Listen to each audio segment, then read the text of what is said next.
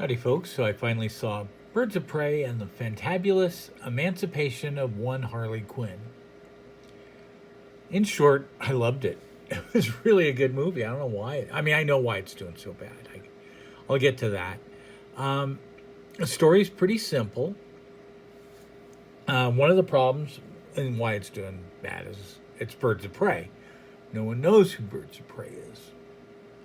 And this isn't Birds of Prey.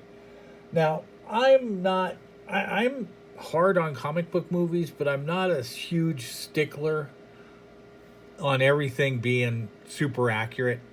You know, some people really get crazy about it.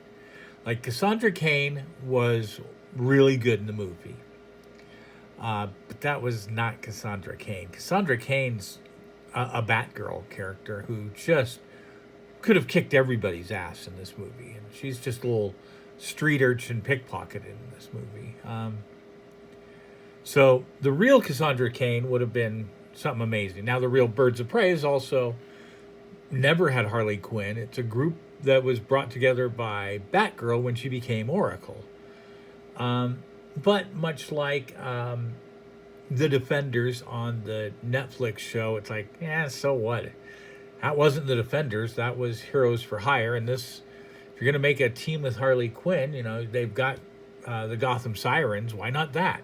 But I know why not that, because that's going to have Catwoman and Poison Ivy, and it's they don't belong brought in yet. They're not easily.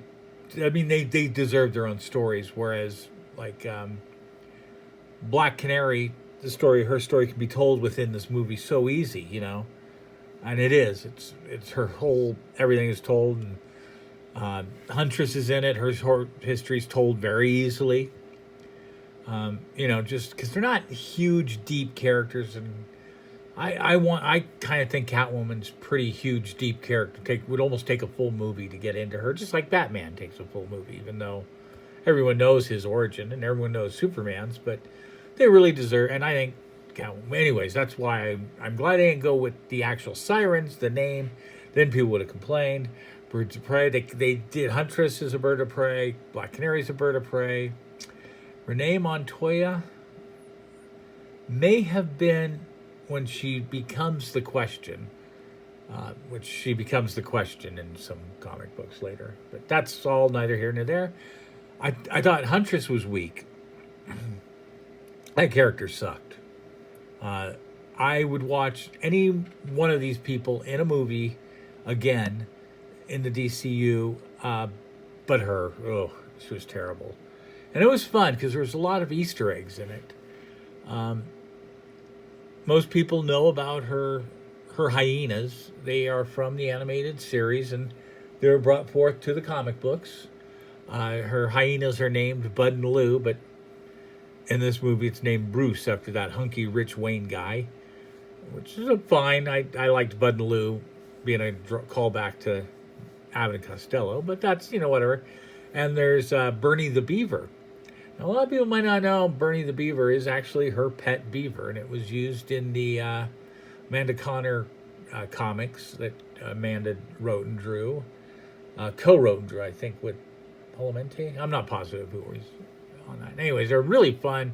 They did a nice, fun run with Harley Quinn in around 2013, and it comes in and out, but it's really funny stuff. And she has a stuffed beaver. It's a taxidermied beaver. And basically the book is teen, you know, it's not an R-rated book.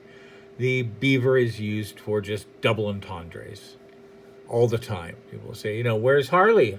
Oh, she's up in her room playing with her beaver. And then they'd flash to her with the beaver playing with it. And, you know, you'd see one person like have a shocked look. You know, no, she's playing with her beaver. Bernie, her beaver. And she talks to the beaver in the comics, just like in the movie she does. And that was pretty cool to bring that in. What else was there? Oh, another scene they bring in. And I'm really not going to talk a lot. The movie's great. It's really fun.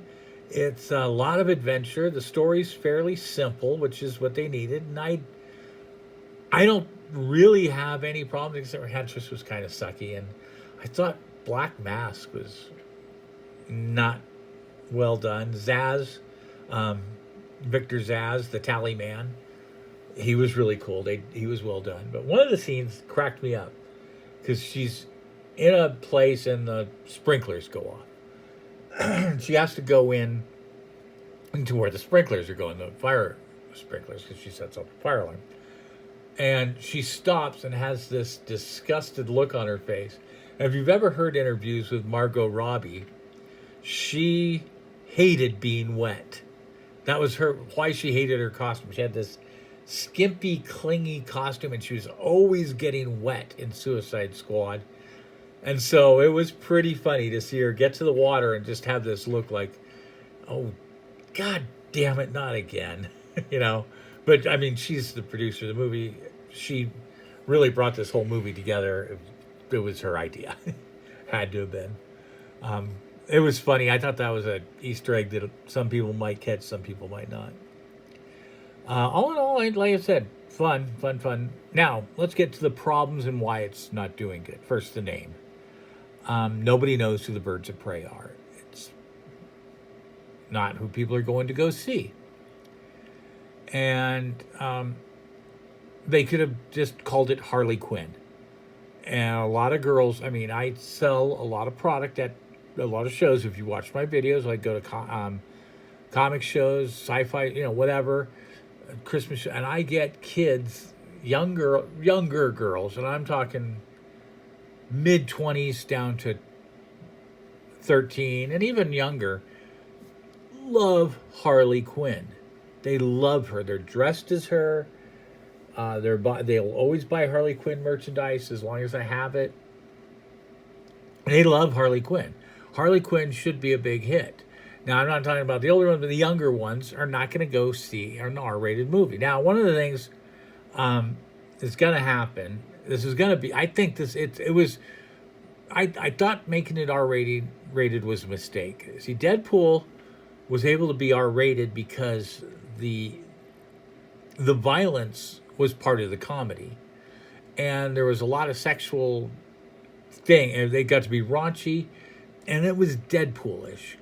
Now, Harley Quinn has never had an R-rated comic until recently. She just had the Harley Quinn and the Birds of Prey Black Label comic where basically she says fuck a few times in it, and that's it. But it's an R-rated comic, and this is an R-rated movie mainly because they say fuck a lot. A lot. No big deal to me. Then there's a lot of violence. I mean, and it's not over-the-top silly violence. It's well choreographed, good violence. It was like old kung fu movie violence. You weren't laughing at like Deadpool chopping off his own hand to escape something or whatever, You were just like, ooh. But then you'd laugh too because some of it was funny. She shot people with beanbag guns, and some of the beanbags were filled with glitter. So they'd hit the guy and poof, glitter would spray and knock him down, and silly stuff that was funny. But a lot of violence and a lot of language. Now, what's going to happen when this hits, what I think happened is a lot of people didn't know to go see it because they didn't realize it was really a Harley Quinn movie. The whole movie is really Harley Quinn's story with the Birds of Prey forming around her. And I think a lot of the younger people didn't get to go or didn't go because R-rated and because they didn't realize it was Harley's movie. And I think when this gets to cable and DVD and all that stuff and Redbox or wherever, a lot of parents who want to pre-watch it will see it. And this is a little weird phenomenon with America. They're going to look at it and say, oh, it's just language and some violence. A lot of violence, sure, but just and there's no sexual scenes. There's no nudity. There's nothing. It's just language and violence. Our kids can watch this, and the kids will get to see it, and it'll become a big hit. That's my guess. Because in America, we're a little weird. Lenny Bruce said this. He said, if I were to go on TV tonight in a show, and I were to lay a woman down on a bed and take a pillow and put it on her face and suffocate her to death, they would allow that. Now, if I were to take that very same pillow, place it under her butt and make gentle love to her, I would be kicked off TV. And he's right. That's how we are. If you kill someone, who cares? But you actually have sex. No, no, no. That's horrible. Horrible stuff. So, because of those standards, this movie will actually do well in DVD, just like Deadpool. Even though Deadpool has sex in it, I don't. It's so weird, the sex. I don't think parents freaked out by it. They'll freak out about.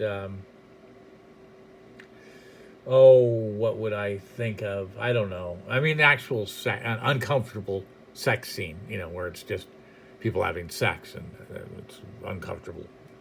The kid sees it near them and they might realize that the parents have done that or something. I don't know. Some weird crap to me. But watching them, blow people's brains out, so what? Anyways, that's why I think it'll do well. I think the movie was great. I think it should have done better, and I think the name would have done huge for it. Just change to Harley Quinn, because that's what people went to see, who did go see it. But it didn't get called Harley Quinn on any billboards anywhere. And I think they went for an R rating, again, DC, because DC does not know what it's doing on the movie department yet. They know Harley Quinn is kind of their Deadpool. She breaks the fourth wall. She does weird things. Deadpool became a big hit being an R-rated movie. Therefore, Quinn would be a big hit as an R-rated movie. Deadpool's not a big hit because it's R-rated. It being R-rated worked because that's the Deadpool humor, and it was a big hit because it's just a really funny movie. This was a really good movie. It wasn't really funny. There were a few laughs, but it's just a really good adventure action movie. And they didn't play the R for anything other than gratuitous F-bombs. The violence could have been slightly toned down, and I think they could have got a PG-13 with barely toning the violence down even. Just getting rid of all the F-bombs. It was just so much of it. I didn't see, it's how people talk, so it didn't bother me, but it's, the Motion Picture Association, they're weird. And if you put it in 3 times, it's going to be R-rated, so put it in 100 times. Why not? That's how they are. My whole disdain for the Motion Picture Association or the Motion Picture Rating, it's weird. As I'm off the subject of this now, but I've seen Kevin Smith literally said he shot a film and he brought it in and they said that's NC-17. That's filthy. That's horrible. We can't. I forget which movie it was. Might have been Strike Back or any of his movies. They hated it. They said, this is NC-17. We need you to cut this movie. And he comes back and he did not cut the movie. And he said, I made the changes you asked for. And he left it with them. They came back and they go, yeah, that's an R-rated movie now. That's fine. He didn't do anything. So it's a gut feeling to them. It's weird. But that's all. And then same sex stuff. Oh, that's all just, if it's 2 people having sex, it might get by. But if it's 2 people of the same sex having sex, that's R-rated or NC-17. Forget it.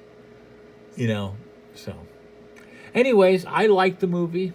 I'm putting it up there with the ones I did like. I liked Wonder Woman. I liked Aquaman a bit. And I liked Shazam. And I will put this slightly above Aquaman and below Wonder Woman and Shazam as my DC. And everything else is hot garbage, I think, from DC. And DC is my favorite comic book company. So it's not like I dislike the characters. Believe me, I wear a Superman ring all the time, so I'm a DC boy. But anyways, that's it. So thanks a lot. Please consider subscribing and have a good day.